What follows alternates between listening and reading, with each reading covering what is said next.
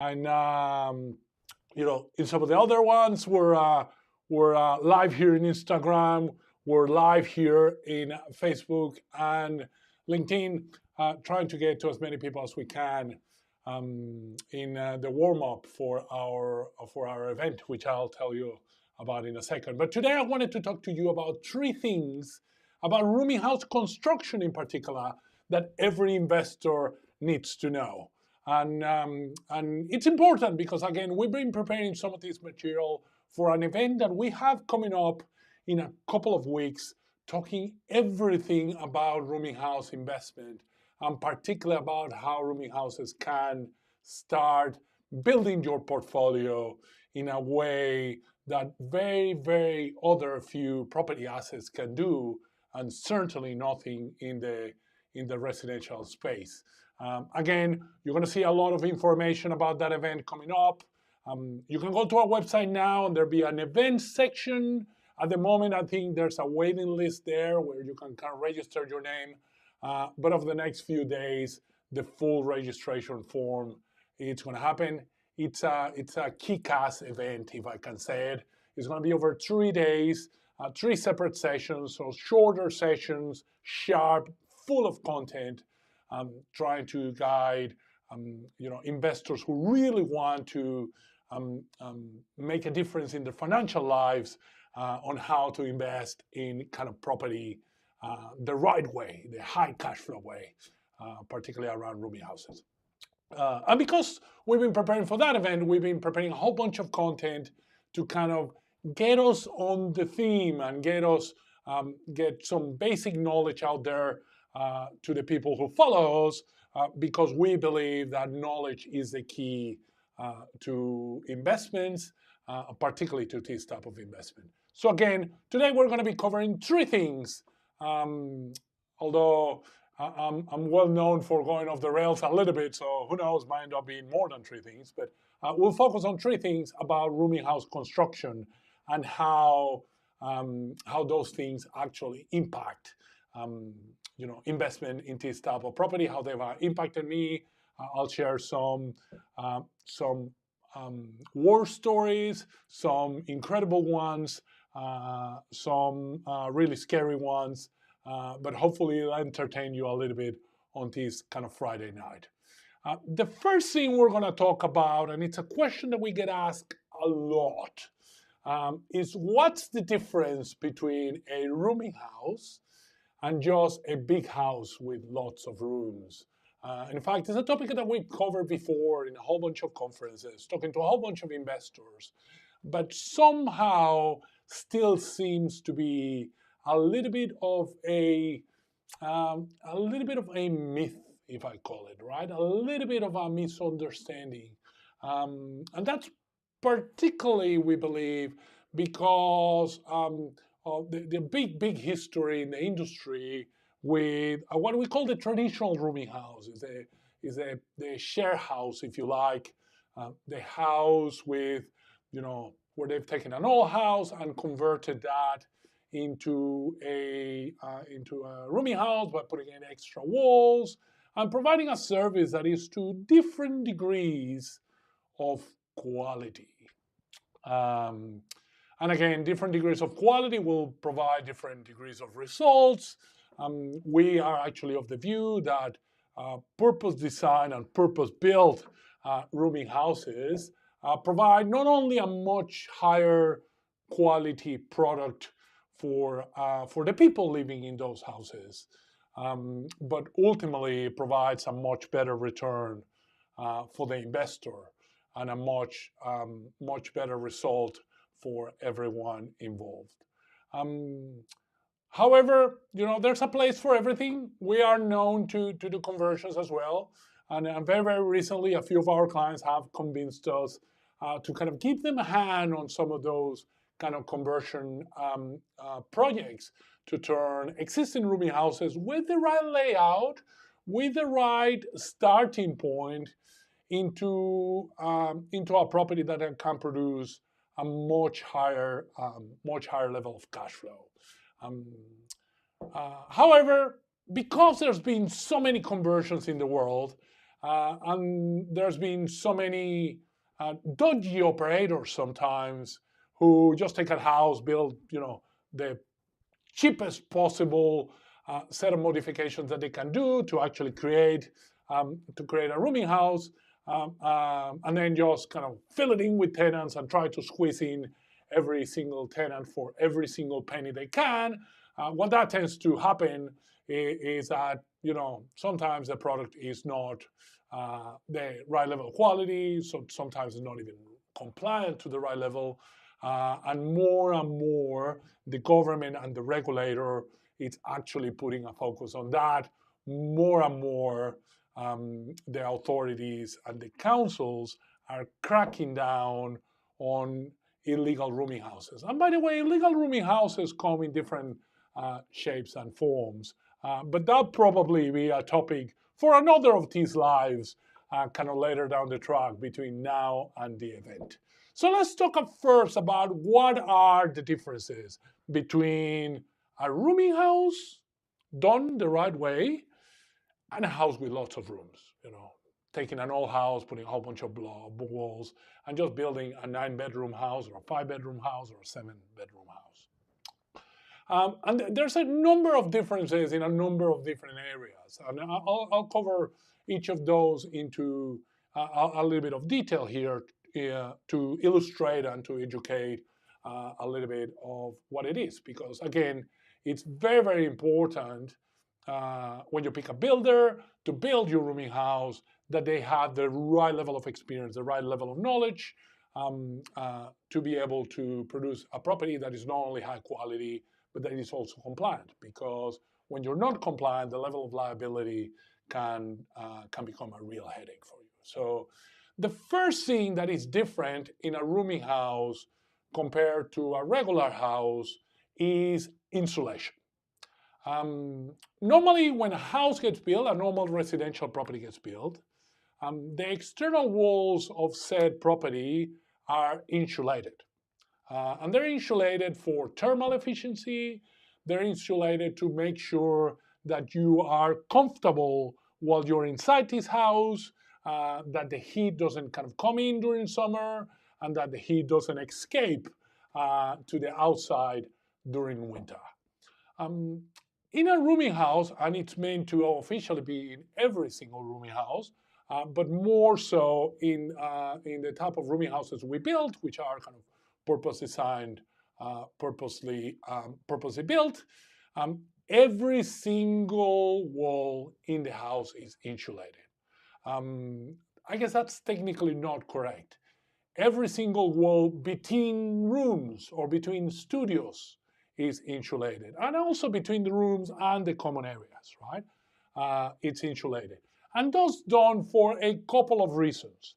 The official reason, the legal reason, the reason that the legislation required us to do this is for sound insulation.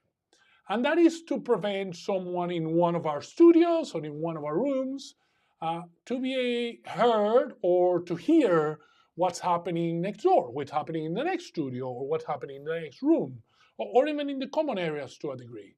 By having this type of insulation, we improve the peace and quiet inside each of these rooms, which means that you have, and we keep saying this a lot, we have more of a feeling of having neighbors rather than having housemates, right? We have each studio create a sense of isolation and privacy compared to the other studios and the other rooms. Now, there's a couple of ways of achieving this level of insulation. And different builders use different things, and in fact, we've used a number of different methods depending on the particular requirements, depending on the particular situation, and depending on the particular location of the property. Because again, thermal efficiency is incredibly important, but sound insulation is the primary reason why we put, we call them R2.5, which is the level of insulation that we need to provide to the internal walls. There's two types of insulation that we can use there.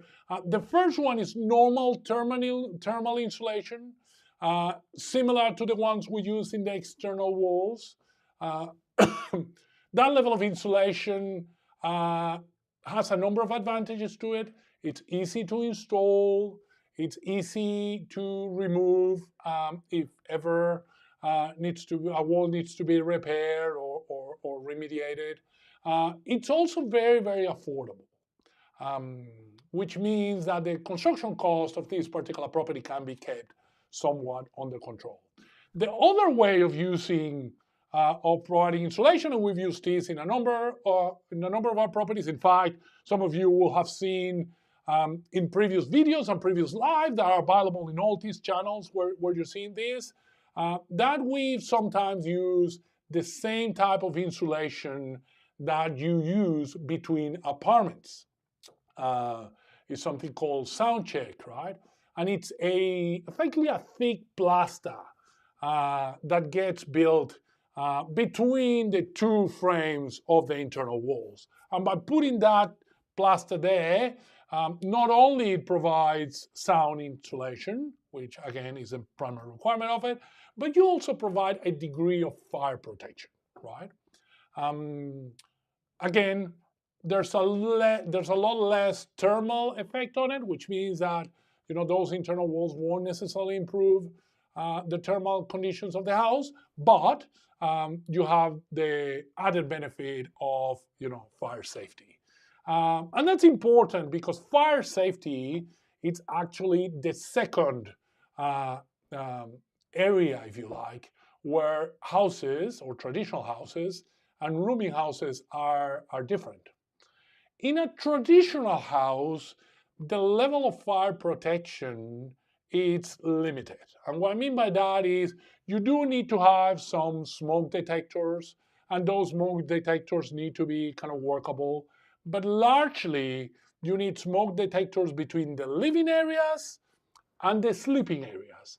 And that is primarily to make sure that those smoke detectors wake you up in the case that there is a fire in the house, particularly around the living areas.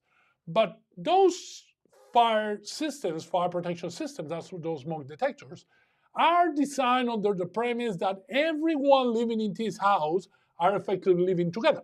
That is a family or sometimes a group of friends, but primarily a family living there. So if you have fire in your house and you wake up because there's fire in your house, I bet you're going to go to the other rooms and wake up whoever is sleeping in that room and ask them to get out, right? Certainly, that's what I will do with my family. That's what I will do with my kids, right? In a rooming house, it's different because no one really interacts with anyone else in the other rooms, and there's certainly not that responsibility. So in a rooming house, smoke detectors need to be a little bit more stringent, a little bit more complex, a little bit more functional. These smoke detectors all need to be effectively interconnected and hardwired. That effectively means that does not matter what happens in the house, if one of the smoke detectors goes off, every single smoke detector goes off. Now, this is important for a couple of reasons. The first one is, of course, that's what the law says, and we need to comply with the laws and the regulations, and therefore, it's super important that we have this system in place. The second reason why this is important, particularly in the type of rooming houses we build, is even though we don't have full-blown cooking facilities in our studios, we provide things like kettles and toasters. And a lot of people tend to do a level of, I guess you could call it cooking inside those rooms.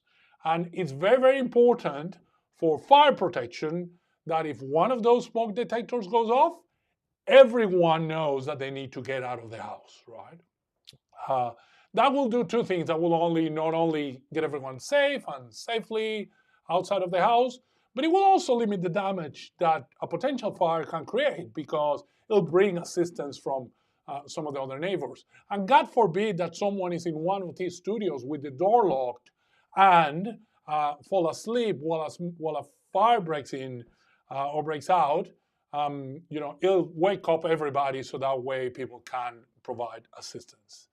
The second thing that is important in the fire protection or in fire safety area around a rooming house is you need to have fire extinguishers. And those fire extinguishers need to be in very, very specific locations around the rooming house. And that's to, again, enable anyone to react to a fire. Now, some people put fire extinguishers in their houses, but the reality is this is treated more like a common area facility. So I don't do it. I don't have fire extinguishers in my kitchen. I think I have a fire blanket somewhere. But to be honest, most of us will not necessarily maintain that equipment in our own houses or in normal houses the way we do in a rooming house. In a rooming house, this equipment is checked every 6 months, it's recertified every year, and again, it's part of the insurance conditions and it's part of the compliance conditions that are required to maintain the registration and the license as part of the regular operations. The next thing in the fire safety department is emergency lighting. And that special type of lighting that if a fire breaks in and the light goes out and people don't know how to get out of the house, it provides an external light and an artificial level of lighting enough to get to the exit. Very, very similar to what you see in commercial buildings. There are a requirement of an apartment building. And as I'm pretty sure you're detecting as a little bit of a theme, a lot of these functions are, and a lot of these systems are somewhere between a traditional apartment building and a normal house. They're not quite fully commercial, but they're not as simple as the one in a house. That becomes apparent nowhere anymore than exit signs. And there are the big green signs that we're used of seeing in every office building. We certainly have quite a few over here. And in a lot of commercial facilities, sometimes even annoyingly, in places like movie theaters, that have the little door saying exit and the little green man kind of running towards it. And that's basically to guide everybody to where the nearest exit is. Again, in a rooming house, whether that's needed or not, from a functional perspective, different people have different views. Different people have, different ideas and different opinions. We are of the opinion that is part of the legislation, so we just put it in. We don't fight against it. We don't try to dodge it. We don't try to hide from our responsibilities in that space. So that's kind of fire protection, right? So we have insulation, we have fire protection, and then we have the third and probably most obvious area in a rooming house, which is disabled access or disability access or universal access called sometimes, which is a requirement on each rooming house to provide a room, a bathroom, and the basic common facilities to be accessible by wheelchair. It's very, very important for me at this point to say something, which is not everything in that property that is wheelchair accessible needs to be used by someone in a wheelchair. It's perfectly fine for the wheelchair room to be rented to someone who is completely able, who doesn't have any disability, and who's certainly not in a wheelchair. The same thing with the toilet or the bathroom. That bathroom can be used by anybody in the house, or in the case of studio configurations where we have nine rooms or a number of rooms and the same number of bathrooms. That disability bathroom can be the disability room, and then that could be on an exclusive roof or exclusive use of the person actually living there or sleeping there. Doesn't have to be wheelchair accessible. Doesn't have to be rented to someone in a wheelchair, but it does need to have wheelchair accessible.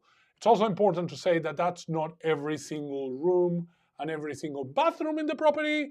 That is one room, one bathroom. So in the case of most of the properties we build 9 studio rooming houses, 9 rooms, 9 bathrooms. We build 1 room, 1 bathroom. that are disabled access or wheelchair accessible. So you need a toilet, you need a room, you also need a common set of common facilities. So that means the main kitchen in the common area of the property needs to be wheelchair accessible. And then the bit that catches the most amount of people, and I've seen builders over and over be caught with this, is the laundry needs to be wheelchair accessible. And that means that generally, and certainly in our case, the laundry needs to be designed very, very specifically so a wheelchair can have access to the washing machine, to the dryer, if there's one, to the trough, and not create a choking point. It complies with all the turning circles, which for those of you who've seen some of our plans and some of our tours already, you will have seen that are fairly substantial. You need about 1.5 meters turning circle. You need 920 clear door to be able to go into the place. And then you need a turning circle in front of the washing machine, a turning circle in front of the dryer, a turning circle in front of the trough. Doing all these things together requires either a huge amount of space or a very, very intentional design to be able to comply. And then finally, around disability access, you also have the car park, right? So, rooming houses need to have a number of car parks depending on the size. Most of them tend to have, a couple of car parks. At least one of those car parks needs to be wheelchair accessible.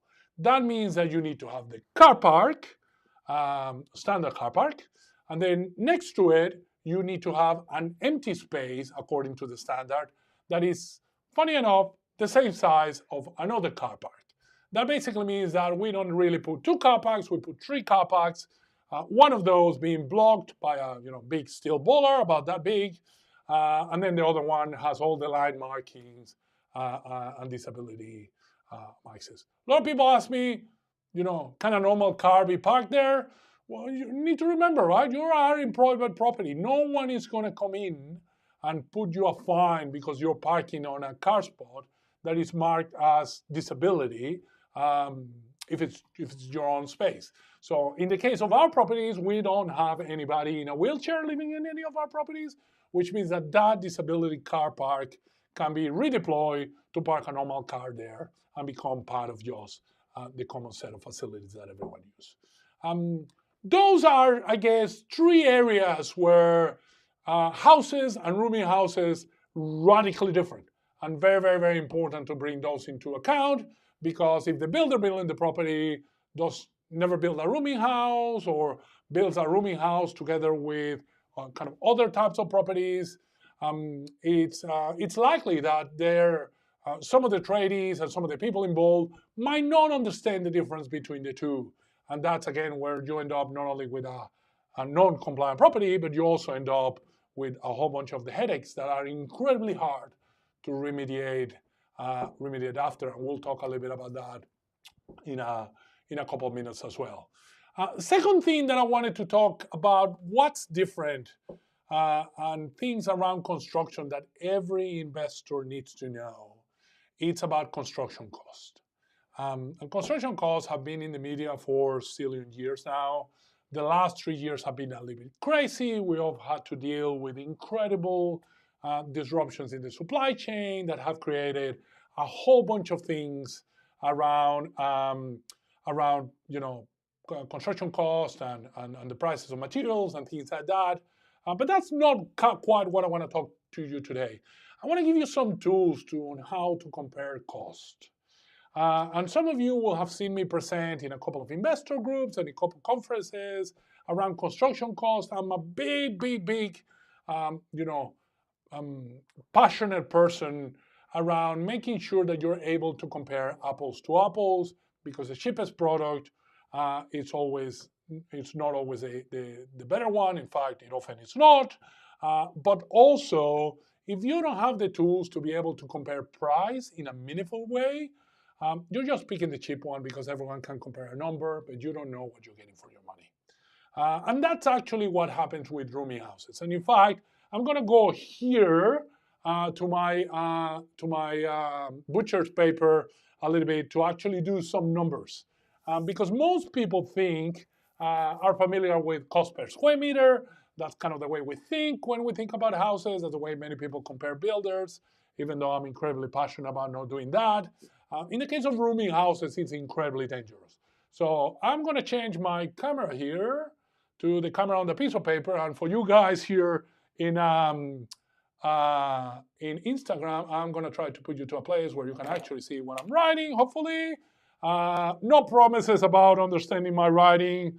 I am sort of a frustrated doctor who, I have the writing of a doctor a little bit, so I apologize in advance.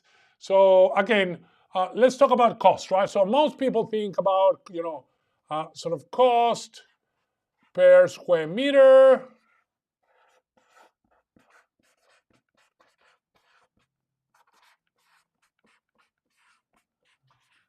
As a way of actually comparing cost of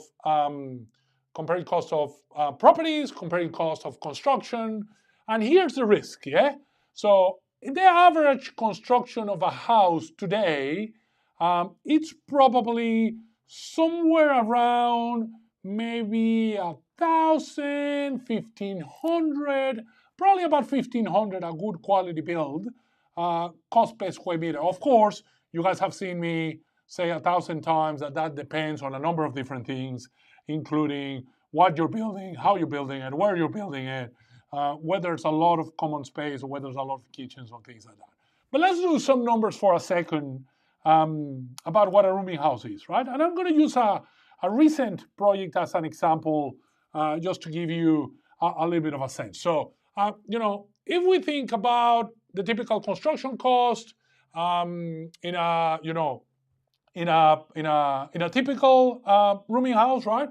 Let's say for a moment that we're building a 9-studio, 9-bathroom rooming house, and say we're building that for $700,000. Yeah.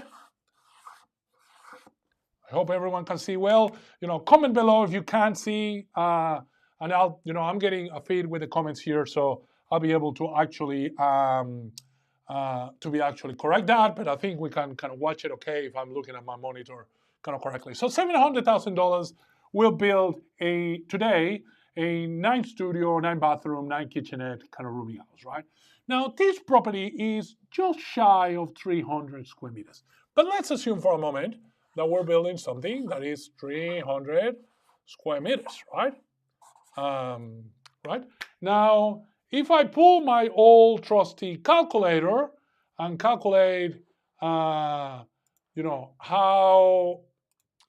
those numbers stack up, right?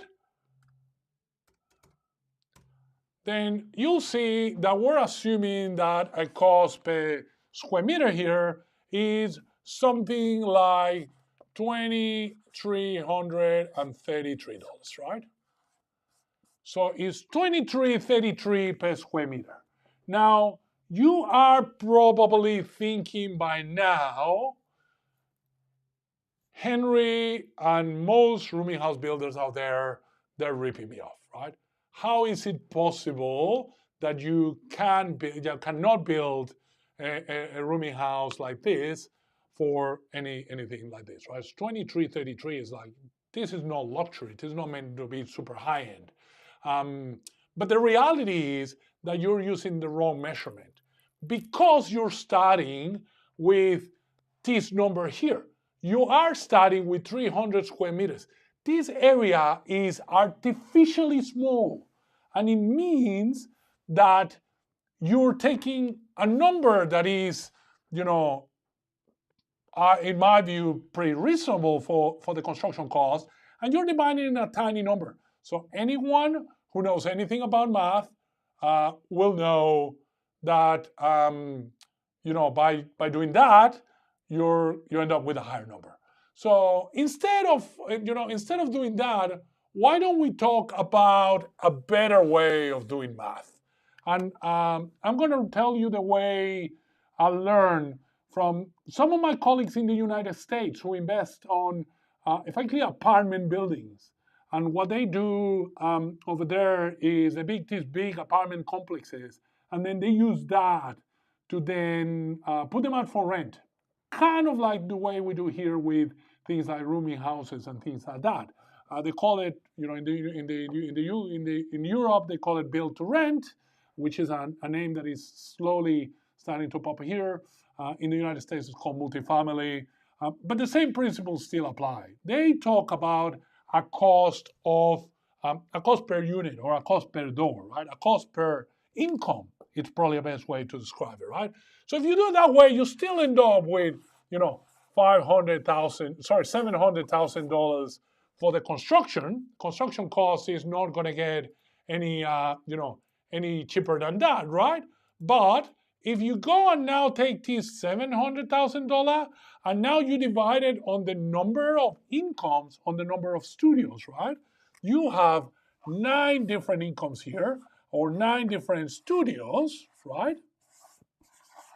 And then, you have 9 studios for $700,000, which means, if my math is correctly here, that each of these studios will cost someone like $77,000, right? $77,000 a change, but I'm just trying to, illustrate the point here. Now, you are spending $77,000 in creating each of these studios. And each of these studios, it's going to create anywhere from $230 to $390 per week per studio. Now, I don't know you, but I haven't seen many properties that produce these kind of returns that you can buy for $77,000.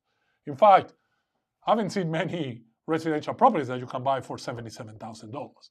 So in a way, what you're getting here is you're getting a little bit of economies of scale.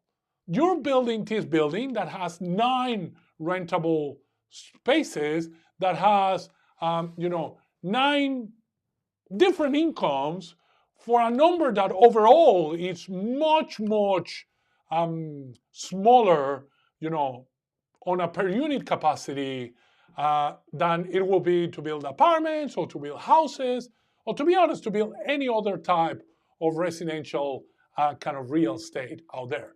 And that is actually the magic that makes rooming houses work so well, right?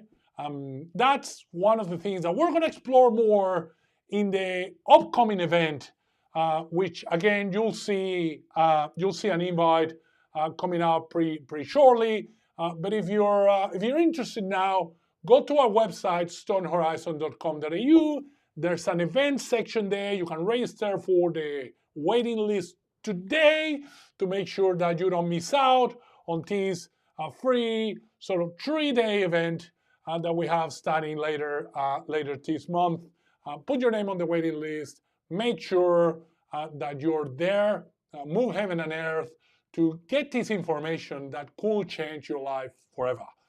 We're going to be covering a whole bunch of content, not only what we've covered tonight, but a whole bunch of other things. We're gonna be doing some numbers on properties. We're going to be showing some floor plans. We're going to be talking about design a little bit. We're going to cover a whole bunch of areas to allow you to create a plan of how to invest on this type of property, and hopefully get some of the benefits that changed my life forever all those years ago, and that really accelerated my journey into property and really helped me along the way of achieving financial freedom much sooner than I would have been able to get there if I followed some other strategies. Finally, if you have any comments, if you have any questions, feel free to post them below. What are your insights? What are the things that you think are important to consider when you're thinking about building rooming houses? Feel free to comment, to subscribe to our channels. There's a lot more comment coming in. Feel free to like this post, like this page. That way it'll be able to get to so much more people that needs this information. If you know someone who knows this, so who needs this information, who can benefit of what you've heard tonight, feel free to send them a link, share this in the bottom, and be able to send it to them. And I really, really look forward to seeing many of you in that live event that we have coming up in just a couple of weeks. Don't forget, go to the website, events page, register for the waiting list, and I'll see many of you soon. Have a great rest of your week, and talk to many of you very, very soon.